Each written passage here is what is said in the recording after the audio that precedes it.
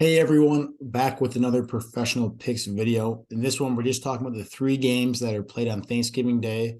So it's going to be a little bit shorter video, but going to try to give you a little bit more analysis than normal. As always, don't forget to like and subscribe if you're enjoying the stuff, and comment in the comment section for what you're taking on Thanksgiving Day or anything else Thanksgiving related. Great time for the holidays. Taking a look at our Week 11 card. Broncos did not hit it. They're losing overtime. They just really gave that game to the Raiders, especially that possession at the end of the first half where they got no points in the red zone. Terrible. Cowboys -1.5. Love beefing with the fans in the comment section. That one, I had a good feeling that was going to hit. Steelers hung in there, but ultimately couldn't put up enough points to match the Bengals. And then both the Bills and the Titans. I hate because I teased this, and they ended up both covering outright, but still a good bet that we won.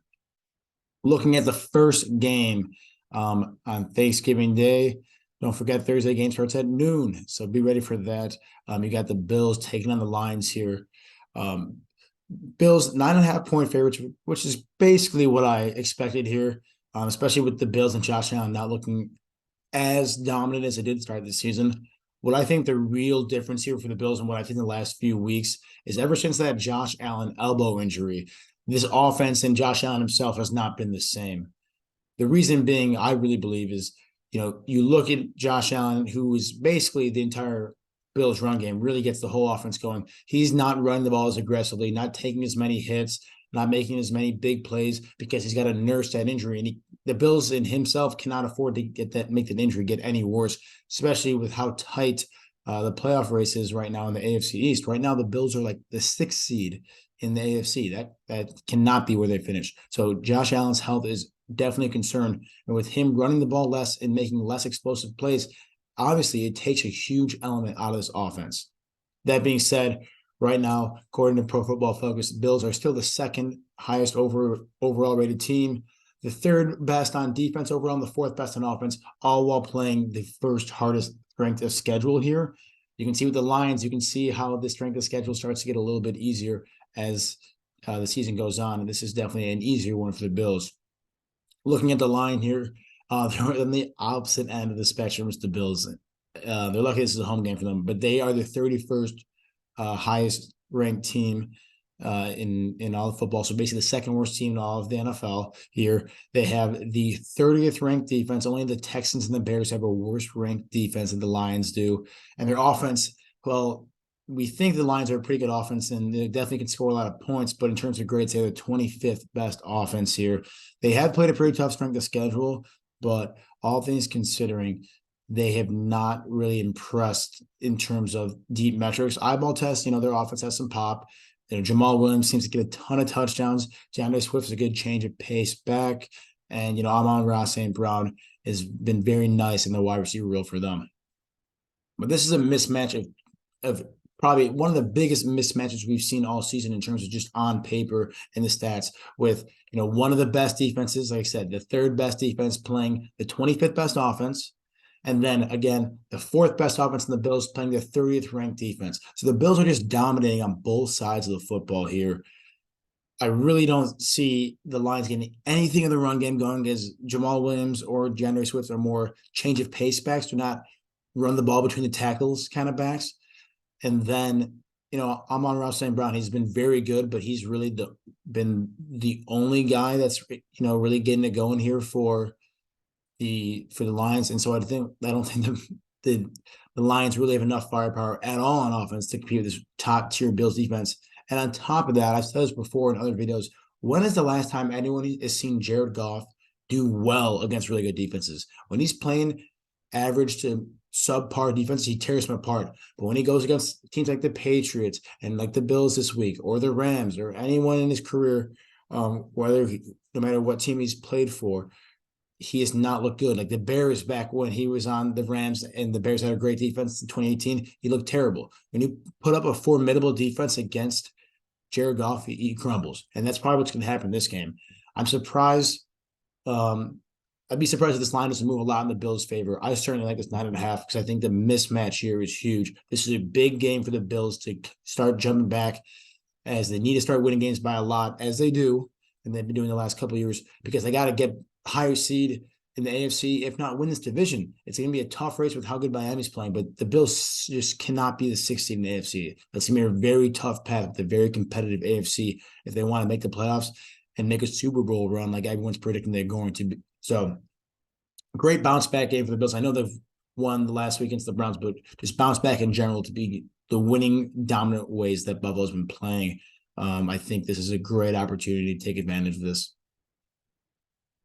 Moving on, we're going to talk about the one divisional matchup and the other team that plays every Thanksgiving, the Cowboys hosting the Giants here. 8-point favorites here. Again, I talked about in that last video how I had a feeling that the Cowboys were going to beat the Vikings. And for me, this is definitely a stretch. But in my mind, I think the Cowboys very well could be the best team in the NFC. I love the way they play football. They have two great running backs that can both run the ball inside and out the tackle. They have CeeDee Lamb, who I think is a very talented wide receiver, and Dalton Schultz, who has got a great connection with Dak Prescott there on offense. Defensive side of the football, you've got the best defensive player right now in Micah Parsons and a surefire defensive player of the year winner. And on the other side of that line, they got DeMarcus Lawrence, who's been playing great too. So they only need 4 guys to get the pass rusher. They probably only need 3 with the way that Micah Parsons plays. But having him and Lawrence on opposite sides of the football is just unfair. And you saw that a lot against the Vikings.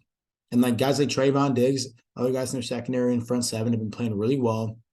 Dan Quinn's got a great unit that he's been scheming up all year long, and this defense looks great. So the big question for me is I think they are incredibly talented and well-balanced throughout the entire roster. The big question for them in terms of the playoffs and Super Bowl talent and potential is how high will Dak Prescott take this team? It's always been a quarterback-driven league, especially in the Super Bowl. It's all about how Dak Prescott steps up in this team. And I think the more he plays with them this season after coming off of an injury, the more well-oiled this offense can become and the deadlier this team is going to be. Quick numbers for the Cowboys here. 6th overall team in the NFL in terms of rankings. They are the 8th best team on offense and the 9th on defense here, playing a pretty average strength of schedule, being 13th overall. Take a look at the Giants now. This is a team that plays a lot of close games. When they win, when they lose, like the Lions, it seems like they got blown out.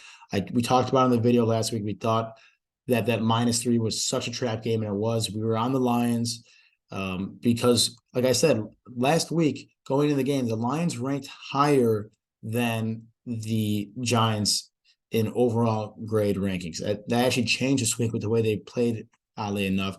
But right now, the Giants are the 22nd team overall, but they have the last ranked offense in the league. Again, going up a top 10 defense, the Cowboys. This team, the Giants, pretty good at running the football when you take into account Daniel Jones' help with Saquon Barkley. And their O-line is definitely revamped and helped them out a little bit. But even with the departure of Kadarius Toney, and now I'm pretty sure Wan'Dale Robinson, he got 100 yards last game. Then I was on injured reserve. So I don't think he's on injured reserve, but he definitely might not be playing. And so these receivers are already very thin on a roster with a little bit devoid of talent at the skill position level. They make it very hard for the Cowboys. For the Giants to get anything going against the Cowboys here. I do think because it's a divisional game and because it's Thanksgiving, that it's going to be a national televised game, that it's going to be closer than people would probably think, especially given that divisional rival aspect. That being said, I think I'd be really surprised to not see the Cowboys win this game because, again, I think the offensive firepower is just really not there for the Giants. I think the Cowboys win this one. I'm not going to take it -8 because, again, might be closer than we think just because of the fact divisional rival, nationally televised game. And if you don't think that matters, look at the Commanders when they play the Eagles. Divisional rival, everyone in the nation is watching you. You're going to step up. Happens more times than not. So I'm not taking the Cowboys to -8 here. I'm going to take the Cowboys to tease them down a little bit, but I'd like them to win the spot. And I think they're just way more talented than the Giants. And again, this team is also fighting for positioning in the NFC wild card. Is they're not winning this division right now the way the Eagles are playing, and the Cowboys really got to play well and beat the teams they're supposed to beat if they want to win this division or give themselves a great seeding to set themselves up for a playoff run. Lastly, we're going to talk about the Patriots and the Vikings here. I was not surprised at all to see the Vikings only favored by 3 points here at home, implying that they are the coin flip game of the Patriots here. I really wanted personally the Vikings to be favored by a larger amount because I was going to be all over the Patriots here. And the reason being is you saw how this offense struggled, obviously, against Dallas, was not able to put up a touchdown. And that was because of the great defense, obviously, Dallas was playing, but also the type of defense Dallas was playing, getting a lot of pressure, making, Kirk Cousins have to check the ball down, throw the ball in a tight coverage. Everything that the Cowboys did was working. And if you don't think that Bill Belichick and the coaching staff is going to be obsessing over that game film, trying to figure out how to replicate that, then you haven't watched Patriots football the last 20 years. So I personally like the Patriots here just because of their ability on defense to shut so many teams down here. Their power ranking on defense here in Pro Football Focus is 10th. Vikings actually 12th. They've been playing very solid, this defense, with a resurgence with Patrick Peterson at cornerback, who's been playing very well. Really key pickup in this offseason. Zadarius Smith from the Packers. He's been great for them in both the run game, but especially the pass rush here. The really big difference between these two teams is on the offense, where the Vikings have the top 10 offense. Patriots only 20th in the league in offense. So that's where the difference comes in. But I like the Patriots always in a primetime game with Bill Belichick with a better defense. I think that's always a good spot to be, looking at and thinking about. So again, I do think the Vikings win this game. I think they're pretty legit. I mean, it's hard to go into Buffalo and win and call this team not legit. They killed the Eagles. Oh, no, they got killed by the Eagles. I'm sorry. But they played good games, and they're 8-2. But the talent that they've beaten, it's hard to say they're not legit. But again, I think the Patriots match up really well with them. And so I don't like the Patriots here +3 because I think it's going to be close. I do like the Vikings in a bounce-back win, but I like the Patriots teased because I really think that they're going to play this game tough. And you see here, low total. Vikings struggling on offense. Maybe they're getting figured out a little bit. We'll see what happens there. But I mentioned the power rankings had these guys what they were respectively. The Vikings, in terms of overall grade, are the 6th best team, and the Patriots are 17th. So you would think, again, with the margin between these two teams, supposedly the 6th best team versus 17th best team, you would think that it's not going to be a coin flip game at a neutral field like the spread is implying.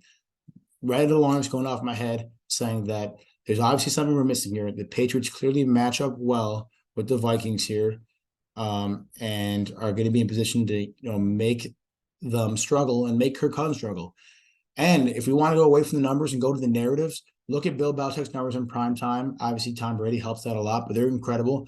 More importantly, look at Kirk Cousins' number in prime time, and they are horrendous. So even if you're thinking about that, that also gives you a little bit of added juice to the Patriots here. So I think it's a great spot for the Patriots. Was not surprised by this spread at all. Was all just hoping somehow the public would be loving on the Vikings so I could bet more money on the Patriots.